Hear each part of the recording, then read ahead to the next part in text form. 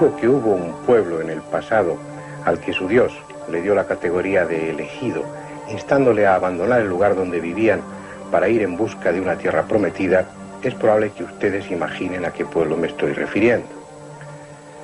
Pero si añado que ese Dios acompañó a aquel pueblo durante su éxodo, mostrándoles el camino, y que 4 miembros de aquella comunidad transportaban un arca dentro de la cual había algo que les permitía ponerse en contacto con su Dios, entonces estarán casi seguros de a qué acontecimientos aludo.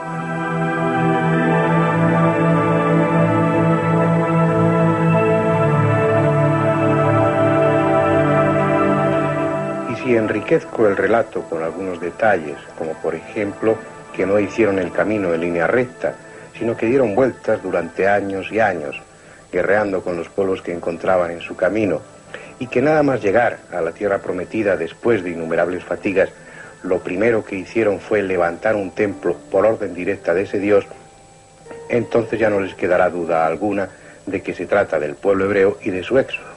Y se equivocarán, porque me estoy refiriendo al pueblo mexica.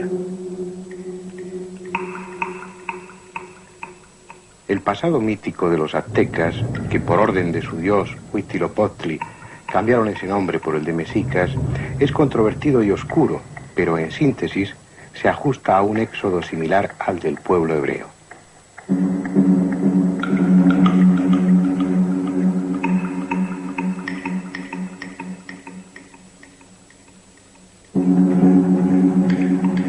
Es posible que se trate de una simple casualidad, o que al recoger las tradiciones de los mexicas, los frailes españoles, seducidos por ese paralelismo entre el relato mexica y el relato bíblico, lo exageraran. Pero es posible también que Huitzilopochtli utilizara la misma táctica que el Yahvé bíblico. En definitiva, ignoramos cuál es la estrategia de los dioses. El hecho es que, según sus tradiciones, el pueblo mexica abandonó su lugar de origen, Aztlán, en el año 1168 para emprender lo que se ha dado en llamar la larga migración. En este fragmento del Códice Boturini pueden verse los ideogramas que señalan el acontecimiento. A la izquierda, la salida de la isla. A la derecha, las 8 tribus que se encontraron en el cerro Colhuacán, con las que se supone que iniciaron su éxodo.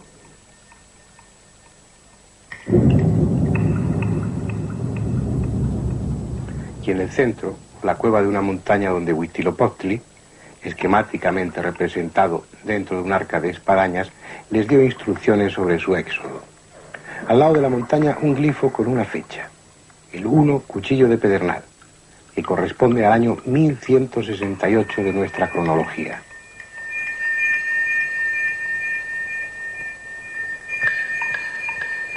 Su lugar de origen, Aztlán, nada tiene que ver con la legendaria Atlántida. Aztlán es una palabra azteca que significa el país del color blanco, lo que puede traducirse como el país del norte o el país del alba, aludiendo al amanecer, a los primeros, a los antiguos tiempos. Algunos prefieren traducir Aztlán por junto a las garzas. Tampoco se sabe en qué lugar estaba situado. Se piensa que en el sur de Estados Unidos y otros creen que en la isla Janicio, en el mexicano lago de Pátzcuaro. El caso es que, salidos de allí, habrían de pasar alrededor de 200 años para que la tierra prometida por Huitzilopochtli fuese suya. Si Yahvé condujo a los hebreos en forma de nube y de columna de fuego, el dios mexica les guió en forma de una gigantesca águila. Si Coré, harto de tan insensato viaje, quiso abandonar la marcha y fue muerto, junto con los suyos, por el intolerante Yahvé, hubo jefes mexicas que quisieron quedarse en Coatepec y no proseguir el éxodo, a los que el no menos intolerante Huitzilopochtli mató, arrancándoles el corazón. Si Yahvé se comunicaba con su pueblo elegido a través del Arca de la Alianza y los 4 personajes responsables de ella, Huitzilopochtli no fue menos. Traían un ídolo que se llamaba Huitzilopochtli, el cual traía 4 ayos que le servían, a quien él decía muy en secreto todos los sucesos de su itinerario y camino, avisándoles de todo lo que les había de suceder. Y era tanta la reverencia y el temor que a ese ídolo tenían, que otro ninguno de ellos no le osaba tocar ni llegar, el cual venía metido en un arca de juncos, que hasta el día de hoy no hay quien sepa ni haya visto de estos naturales la forma de este ídolo. hasta que al fin divisaron un tunal y encima de él un águila con las alas extendidas hacia los rayos del sol, que tenía en las uñas un pájaro hermoso de plumas resplandecientes.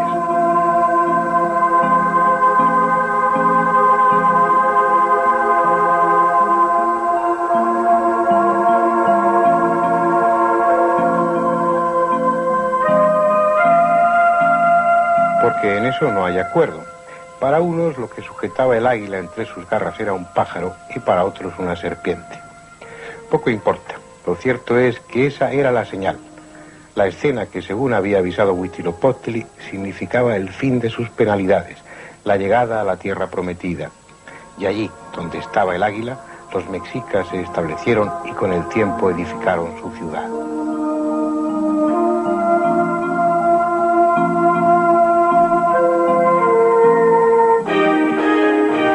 Han pasado más de 600 años desde entonces.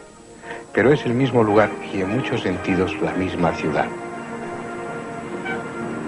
Es cierto que ya no hay templos ni sacrificios, porque los dioses de ahora son menos sangrientos, pero no por ello dejan de estar presentes en cada esquina.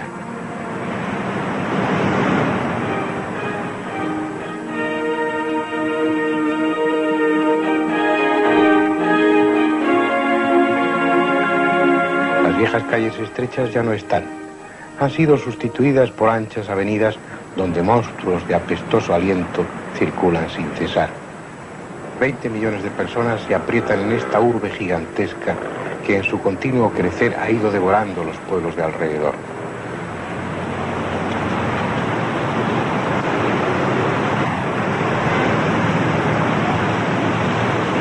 Enormes edificios, parques, rincones de la época colonial, museos, espectáculos, todo cabe aquí. Lo que tal vez ya no quepa sean las personas. Se calcula que para el inminente año 2000 ya habrá 30 millones de habitantes. Sin contar los otros, los que llegaron primero, al fin de la larga migración, y que aún deben dormir su sueño de siglos bajo esta ciudad de rascacielos. En el corazón de ella, la abierta y señorial plaza del Zócalo, que ahora se adorna para celebrar el Día de la Independencia, se ha hecho antesala desde la que retroceder hacia el pasado, al encuentro de la otra ciudad, la sepultada Tenochtitlán, que fundaron los mexicas por imposición de aquel dios guerrero al que llamaban Huitzilopochtli. Fue el 21 de febrero de 1978. Ese día, los obreros de la compañía de electricidad habían roto el cemento de la calle para realizar una obra. Cuando llevaban excavado hasta unos 2 metros de profundidad, dieron con una piedra labrada que les impidió continuar su trabajo. Esa piedra resultó ser un monolito de más de 3 metros de diámetro, con la desconcertante figura de una mujer hecha pedazos. La ciudad enterrada salía de nuevo a la luz. Aquella ciudad, edificada sobre una isla en medio del lago Texcoco y que, según el testimonio de los cronistas, debió ser digna de admiración. Sobre todo su centro ceremonial, donde se alzaban templos y pirámides en los que satisfacer el hambre espiritual de un pueblo religioso como pocos. Allí estaba el templo mayor, dedicado conjuntamente a Tlaloc y Huitzilopochtli, y estaban también los templos de Tezcatlipoca y del en otro tiempo poderoso Quetzalcóatl, desplazado de su primacía por el antiguo dios de guerra de los toltecas, Huitzilopochtli, que habría de los mexicas su pueblo elegido y al que estos hicieron principal dios de su panteón religioso. Desde ese centro se controlaba la vida espiritual y social de las gentes de Tenochtitlán, industriosas y activas. En sus mercados podía encontrarse todo tipo de productos agrícolas, llegados de las tierras conquistadas, y también las mercancías más heterogéneas debidas a las manos de los artesanos. Talabartería, tejidos de maguey y de algodón, cerámica pintada, cuchillos de piedra, espejos de pirita, cestos, escobas. Por entre sus ordenados puestos desfilaba una muchedumbre multicolor que utilizaba las semillas de cacao como moneda, siempre bajo la mirada atenta de la policía que ejercía justicia rápida y contundentemente. Era la ciudad de los mexicas, la capital de un pequeño imperio. Aquel pueblo que un día saliera de la mítica Aztlán en busca de la tierra prometida, había pasado de ser tributario de los tepanecas, los que gobernaban la zona cuando llegaron, a ser ellos los conquistadores y tener bajo su sandalia a 350 pueblos de los que recibían sustanciosos tributos. Mantener bajo control zonas tan alejadas de la capital obligaba a tener un poderoso ejército en constante pie de guerra, con el que sofocar implacablemente cada intento de rebelión que se produjera. Fue por ello un pueblo guerrero y la guerra fue su actividad constante. No podía ser de otro modo, teniendo como dios al más guerrero de los dioses, Huitzilopochtli, el que nació milagrosamente concebido de Coatlicue, la diosa de terrible aspecto cuya cabeza está sustituida por dos serpientes, la del collar de manos y corazones.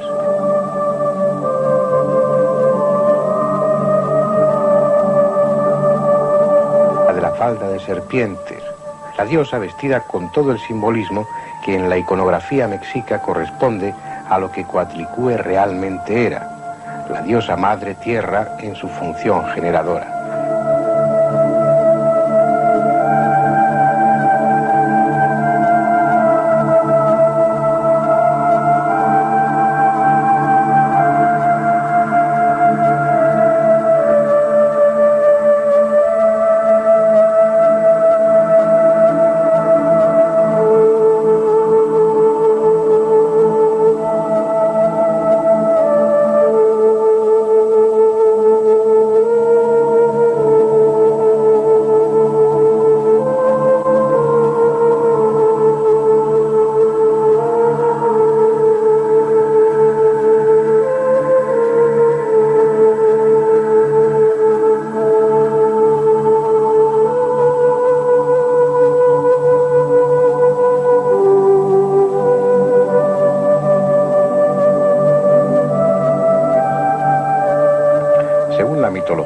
Mexica, cuando ella quedó encinta de Huitzilopochtli, ya tenía 400 hijos. Estos, instigados por Coyolxauhqui, pretendieron matarla por tan dudoso e inoportuno embarazo. Pero Huitzilopochtli, que nació ya armado de pies a cabeza, se vengó de sus hermanos. La primera en conocer su cólera fue Coyolxauhqui, a la que cortó la cabeza con una serpiente de fuego y después arrojó su cuerpo por la ladera de un monte y se fue despedazando mientras caía. Y eso era lo que habían encontrado accidentalmente los obreros de la compañía eléctrica aquel 21 de febrero de 1978. Una gran losa circular con la imagen despedazada de Coyolxauhqui.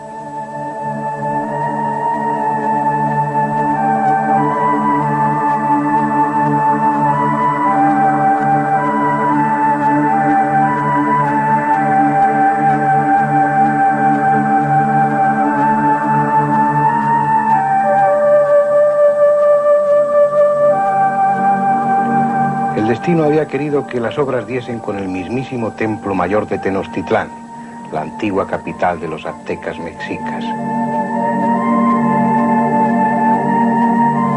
Un templo doble, dedicado a Huitzilopochtli, divinidad solar, dios de la guerra, y a Tlaloc, dios de la lluvia, de la tierra fecundada por las aguas. Un templo edificado sobre otros anteriores, a cuyos dos santuarios, reservados exclusivamente a los sacerdotes, se accedía por dos escaleras independientes. No era el primer templo de esas características. Ya existía antes la pirámide doble de Tenayuca, en la que los mexicas se inspiraron para construir su templo mayor. En ambos casos, el templo original era cubierto cada 52 años por otro templo nuevo, que se construía conservando como núcleo el anterior. Ese concepto de templo doble dedicado a dos dioses distintos pero complementarios está también presente en culturas mucho más antiguas. Recuerdo, por ejemplo, el de Komombo, un templo del Egipto ptolomeico que estaba dedicado a dos dioses, a Horus como figura solar y a Sebek, el dios cocodrilo, como figura acuática. Ese es un principio casi constante en todas las teogonías de todas las religiones.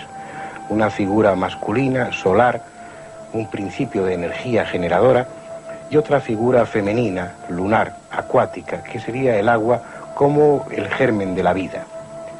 En cualquier caso, dudo que el templo de Komombo o cualquier otro templo haya ejercido tanta influencia sobre una comunidad como el templo mayor de Tenochtitlán sobre la comunidad de los mexicas, porque fue el auténtico centro de su universo espiritual y también social. Un templo que supo de frecuentes sacrificios y cuyas escaleras fueron cubiertas una y otra vez con la sangre de los mejores guerreros capturados. El hombre debía alimentar a los dioses con el corazón de otros hombres, así obtenía protección y ayuda. Merced a ese convenio, el continuo crecimiento del imperio mexica implicaba el continuo sacrificio de nuevas víctimas, en una especie de espiral sangrienta en constante crecimiento. Los cráneos atravesados en las lanzas de los Zompantli se contaban por millares.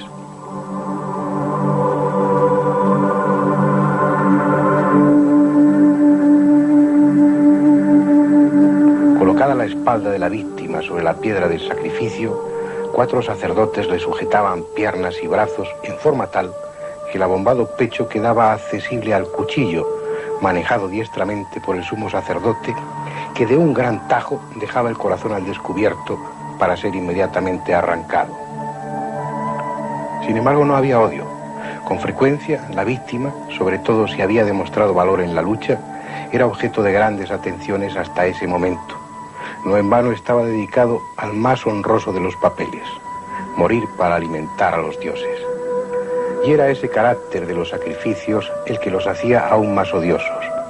Su utilización como instrumento de dominación social, como medio para justificar la expansión.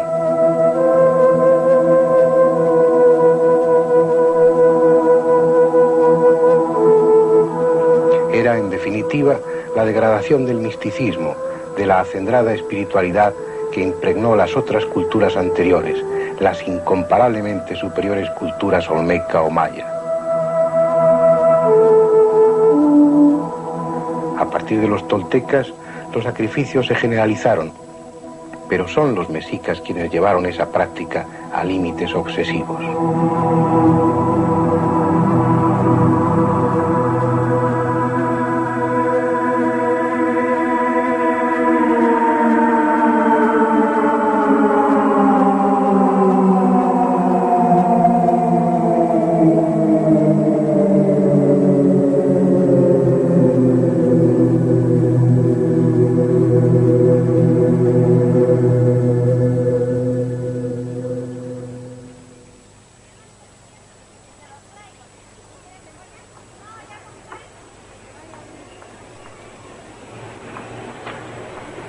Ese es un tema manipulado hasta la saciedad, incluso en libros de antropología e historia que debieran ser objetivos. Se trata a toda costa de dulcificar, cuando no de ocultar, los sacrificios realizados casi constantemente por los mexicas. Y eso, además de tendencioso, es innecesario, entre otras razones porque las estupideces o las monstruosidades cometidas por nuestros antepasados no nos afectan de manera alguna, no nos comprometen para nada a los hombres de hoy. Fue el irracional fanatismo religioso lo que llevó a los mexicas a cometer miles de sacrificios. El mismo fanatismo irracional que llevó a los europeos de esa época a quemar miles de personas en las plazas públicas acusadas de herejía. Cuando se acusa a los aztecas mexicas de barbarie, se olvida que la bárbara Europa de entonces había gestado una institución tan despreciable como la de los sacerdotes de Huitzilopochtli, la Inquisición. El número de acusados de brujería y otras prácticas heréticas que ardieron en la pira o fueron ahorcados en Suiza, Alemania, Inglaterra, España y otros países presuntamente civilizados se cuenta por cientos de miles, sin incluir a aquellos que murieron durante los tormentos que acompañaban a los interrogatorios del llamado Santo Oficio.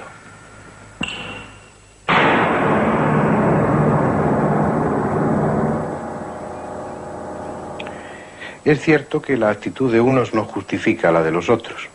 Además, los acontecimientos del pasado son fruto de unas circunstancias históricas y deben ser contemplados sin crítica.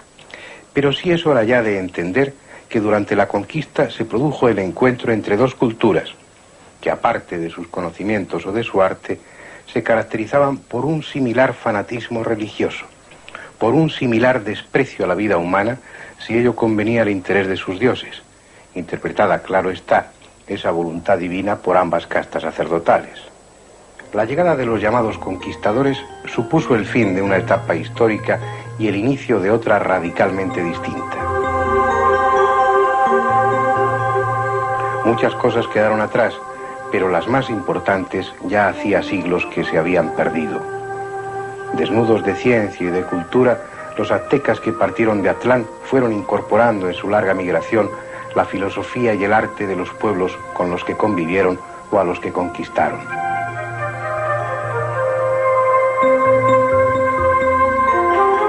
Apenas aportaron otra cosa a Mesoamérica que un orden social impuesto por la fuerza.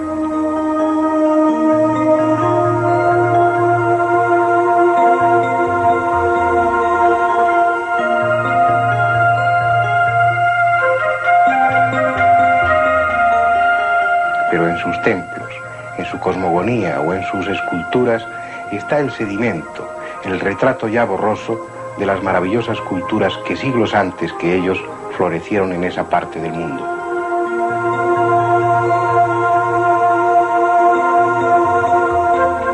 Las gentes que construyeron Teotihuacán, los mayas que salpicaron la selva con templos y relieves prodigiosos, los olmecas que hicieron de la edad de piedra una edad dorada.